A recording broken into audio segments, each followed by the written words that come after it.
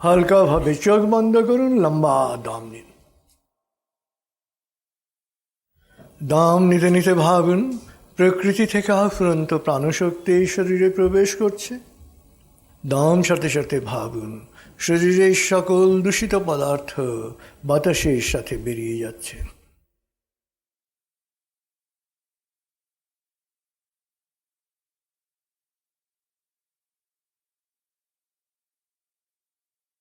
দম নিতে নিতে ভাবুন প্রকৃতি থেকে আফুরন্ত প্রাণশক্তি এই শরীরে প্রবেশ করছে।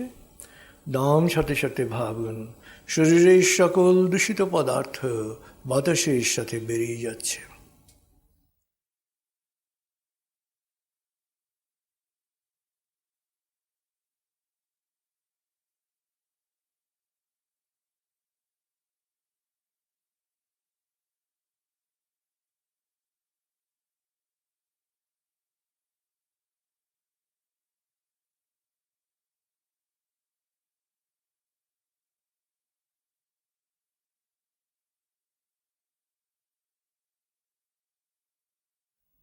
এবার দম স্বাভাবিক হতে দিন। এবার ধীরে ধীরে দম নিন, ধীরে ধীরে দম ছাড়ুন।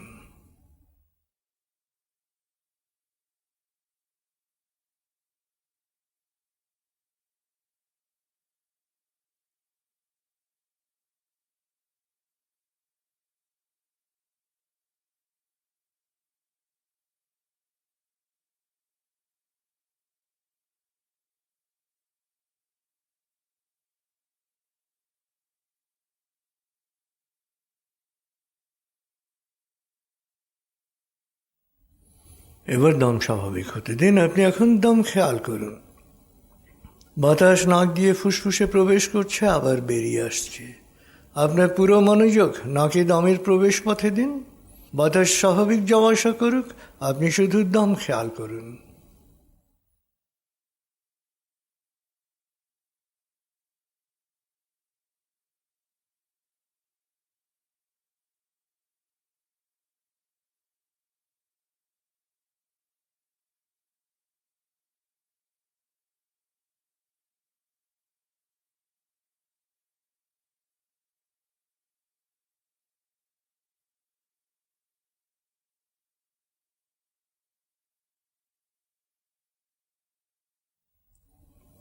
আরাম, আরাম, আরাম।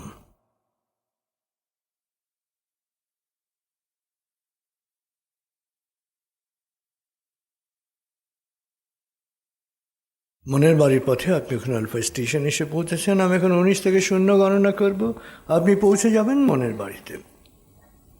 19, 18, 17, 16, 15, 14, 13, 12, 11। গভীর থেকে গভীরে।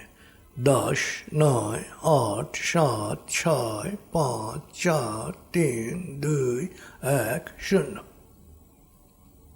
আপনি পৌঁছে গেছেন মনের বাড়িতে। মনের বাড়ির বাগানে যা কিছু আছে স্পর্শ করুন, গন্ধ নিন, অনুভব করুন।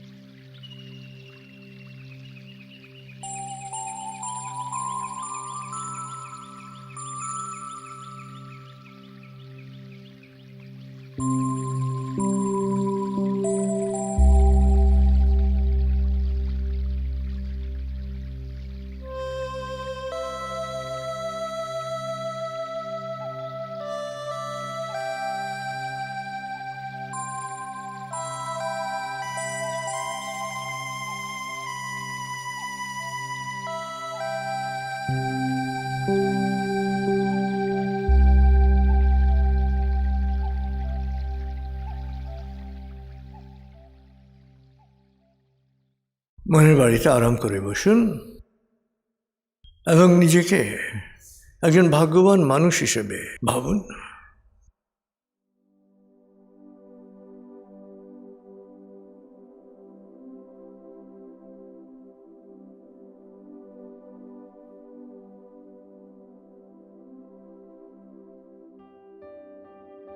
যে প্রভু আপনাকে মানুষ হিসেবে পৃথিবীতে পাঠিয়েছেন এবং আমরা স্রষ্টার বিশেষ অনুগ্রহভাজন জাতি এবং সেই জাতির স্রষ্টার সবচেয়ে অনুগ্রহভাজন সংঘ, সেই সংঘের সাথে আপনি সংযুক্ত এবং চারপাশে এত বড় দুর্যোগ, বিভিন্ন জায়গায় অনেকে মারা গেছেন, সেখানে তিনি আমাদের সবাইকে সুস্থ অক্ষত রেখেছেন।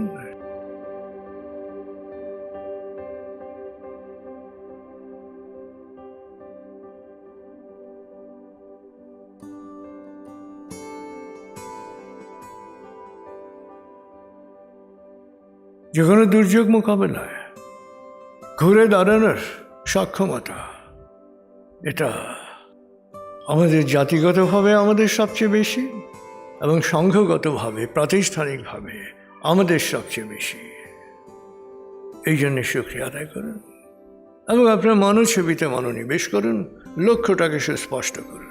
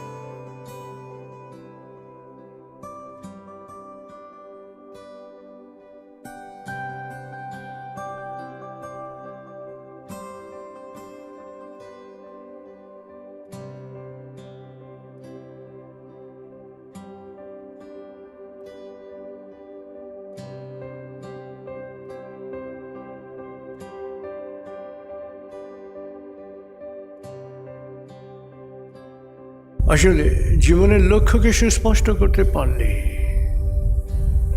আপনি ভাবনা করণীয় আপনি বুঝতে পারবেন, দৃষ্টিভঙ্গি ঠিক হবে এবং আপনি আপনার ভাবনা এবং করণীয় সম্পর্কে, সমাধান সম্পর্কে সুস্পষ্ট ধারণা আপনি লাভ করতে পারবেন। অতএব জীবনের লক্ষ্যটাকে সুস্পষ্ট করুন, মনোছবি, বড় কিছু করার স্বপ্নটাকে বড় করতে হবে। আসলে এই স্বপ্ন, এই লক্ষ্য,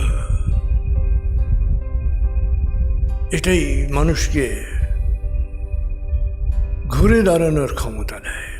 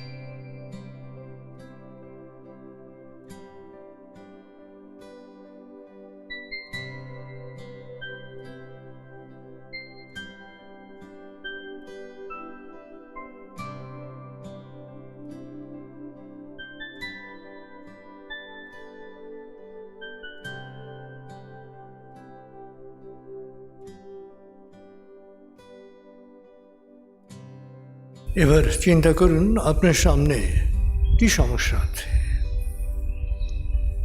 এবং সেটার সমাধান কি।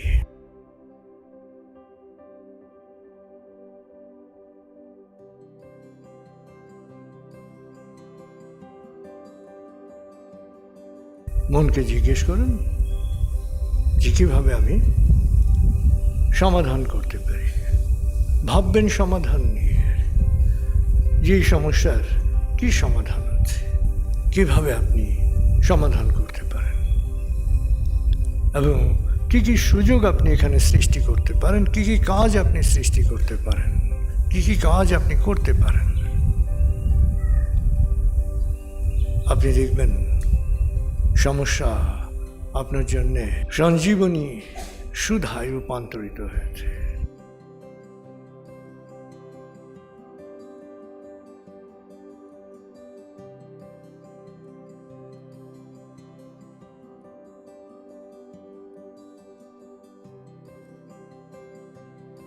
নতুন সুযোগ আপনাকে অমর করছে। প্রাজ্ঞ এবং অজ্ঞের মধ্যে তফাৎ এখানে। প্রাজ্ঞ সমাধান নিয়ে ভাবে আর অজ্ঞ সমস্যা নিয়ে ভাবে।